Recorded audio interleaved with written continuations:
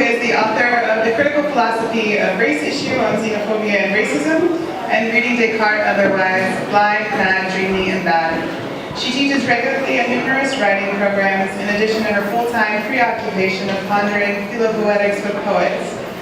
Some of her recent academic recognitions include residence, faculty, and fellowships from the Mellon Foundation, Korea Institute for Advanced Study, and the CUNY Graduate Center, along with the John Jay Faculty Research Excellence Award. Q works widely in the interwoven fields of the arts and the humanities while traveling across disciplinary, linguistic, and spatiotemporal boundaries. Her Belladonna chaplet, which I forgot to bring up here to show you, but is in the back there, in Tanglish, Rachel's showing it right there, is catalyzed by and accumulates fragments heard and misheard, read and misread, pursued and stumbled across by a generous mind rooted firmly in midair. Please welcome Q.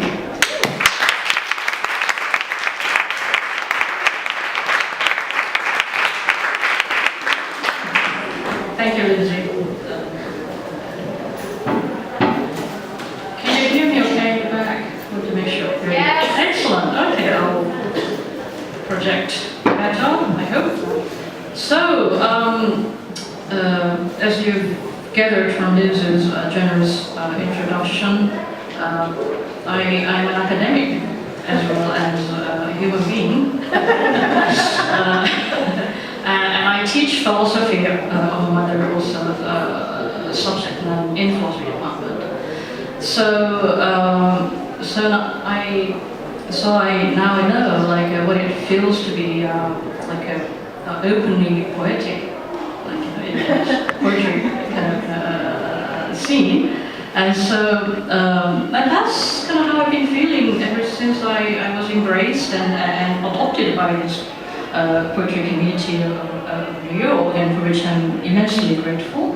And especially also the Jack Harrow School of Epistemic Poetics, which I want to mention in this case, in Europa, where I had an extraordinary honor and a pleasure to try out some of the ideas and under the name of Philo Poetry workshops so far. And so I want to also thank and acknowledge Anne Waldman and Mary Rosenberger for introducing me to that world, for this induction to this world of poetry. Also, special thanks to Edwin Torres and Sarah Morgan. I wanted to just mention them, especially on this occasion, because the chaplet that you see really is really possible because they managed to get it out of me, right? It's Entanglish out of me, and that's the title of the book, Entanglish. And also, as always, Rachel Levitsky, La Belladonna extraordinaire, as always. Good. And the also I want to mention, I don't want to spend too much time just in preface, but it's important for me to mention this also. So at the first poetry reading that I gave in Europa in 2014, I happened to be sitting next to poet Don Martin. And I was very nervous about, sort of coming out as a reader there, and I was asking her, and I just didn't know what to do, I'm not a poet. And then she said, well, just pretend it's a poetry and it'll be okay. And so that really encouraged me. And so today you'll see a kind of a poet pretending to be a philosopher. And by the way, as I read, don't correct me if I'm wrong. Just adjust yourself and don't do it again. And I want all my voices and all my accents to be present in this Entanglish which I'm about to present to you. Okay, so writing Entanglish, coming Englishing with Bertestein, Jonesy, etc. Writing in English, tangled. Writing in Tanglish in a web of other languages requires one to keep one's feet on the ground, sometimes away from the foreign interference or idioms. True, it's tricky. Try and walk or leap into English or any other language for that matter. I teach that and learn that every day.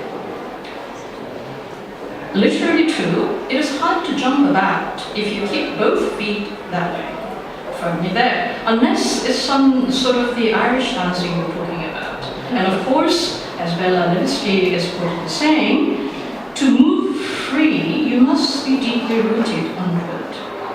I cannot quite locate the source of this intriguing remark that I once came across, but one thing for sure, it sounds just right. And the phenomenological wisdom of this elastic contradiction, this paradox in action must have originated in part from the lifelong practices and performances as an experimental dancer. Such a route finds its way through the world of bodies we are and are in the middle and in model of becoming. So by the way, as you see, this is not really a poem. This is something else. I don't know what it is. So when Frank O'Hara writes, quote, "Oh Lana, we love you, get up," unquote. "Oh Lana, we love you, get up," unquote. This line scribbled in transit, a grammatically incorrect but poetically self-justified frantic scream towards and around you, Lana Turner was collapsing, because the newspapers, he was collapsing at her party, right? So Frank O'Hara was writing this poem for her. It's a quite a breathtaking example of the falling and running, and vice versa.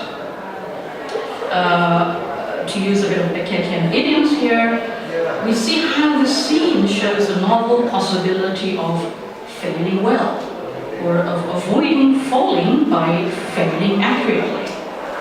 Thankfully, not just because of this that we sentenced run on, as we say, Lana Turner survived her midlife crisis, living until 1995 and beyond. Another example, Eileen Myers. Consider her Mobius strips of IU as in, quote, "I thought women are a bunch of idiots, but that's what I am, are you, one. I don't count on what I am," unquote. Or consider a less gluey and more meatball-like, a little chopsticky version. Let's see what it is. Quote, "I bought a bigger, pinker dick for you, but then I didn't call. It seems necessary.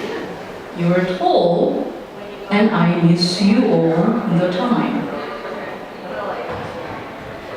Such an automobilized endless will to celebrate the density and richness of experience in its sheer onness and vibrant oneness, this poetic drive or driver per se will not disappear, at least for the time being, as long as time persists. As this older, avant-garde philopoet called the Zhangzi notes in a similar vein, as a translation from Dali Jing. A road, no, sorry, not Dali Jing, Zhangzi, the later thinker. It's called the Zhangzi. It's a collection of his writing, a parable. He says, quote, "A road is made by people walking on it." Walking, not noting, actually walking through, not just walking around. Note that.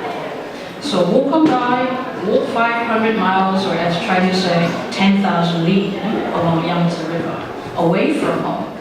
Walk in, walk by, walk out, welcome. So, this title of in Englishing really comes from, well, entanglish is something that I came up with in order to really capture this moment of entangled moment.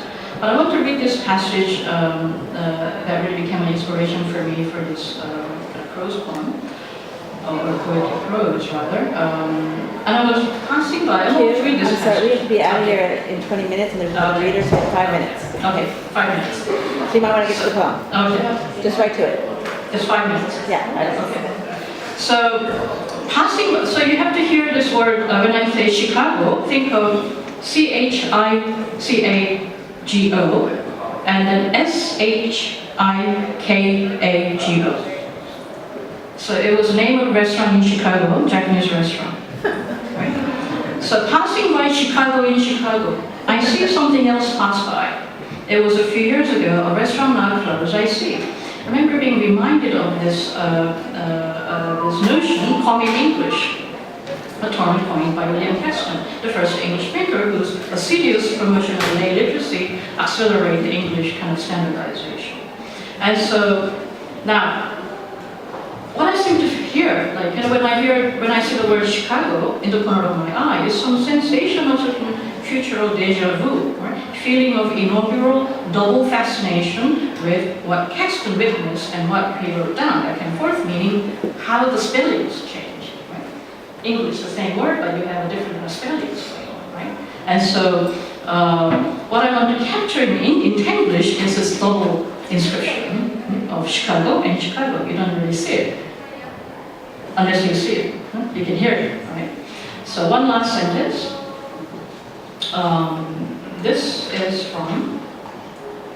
So if you look at the chapbook, you'll see there are 3 sections, and it really just a kind of response to those fragments. Okay, so in a sense.